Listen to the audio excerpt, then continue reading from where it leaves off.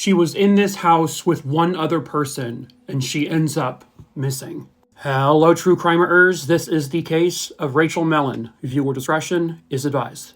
Rachel Marie Mellon Skemp was born on October 13th, 1982. She was born to Amy and Jeff Skemp, and she lived her life in Illinois. When she was about 3 years old, however, her parents did divorce. Her mom soon remarries a man named Vincent Mellon, and they lived in Bolingbrook, Illinois, which is about 30 miles outside of Chicago. Rachel attended Tibbet Elementary School, where she excelled. She loved to read. She loved to write. She, at the age of 12 or 13, began to babysit around the neighborhood, where she would teach the kids she babysat how to read. Rachel was bright. She was happy. She was full of energy. She was just your typical kid who just loved life. And then one day, she's gone.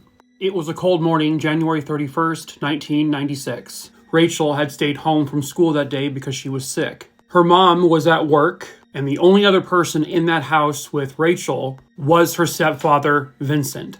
So what he says is that at some point that morning or afternoon, he got up to take the dog out for a walk. He got home and didn't look around the house or anything. He says he doesn't realize until hours later that Rachel is missing. Something of note is that apparently in a journal that Rachel wrote in, she had noted that one time Vincent tried to kiss her and touched her inappropriately, claiming that was his way of warning what predators would do to her. Now, on the day in question, Vincent's 6-year-old daughter would come home, and she was the one to find out that Rachel was no longer there. That was about 3:15 p.m. But he didn't do anything until his wife came home, and then around 5 p.m. they reported her missing. Now, Vincent ends up having scratches on his arms, which he said came from working on a car. And he became the suspect in her disappearance. They even tried, doing a grand jury indictment of him, but they had no evidence because they don't have Rachel. In March of 2001, her mom Amy would claim that Rachel called her 3 different times, all within a 3-minute time span. However, nobody can actually verify if this is true. And then after Rachel goes missing,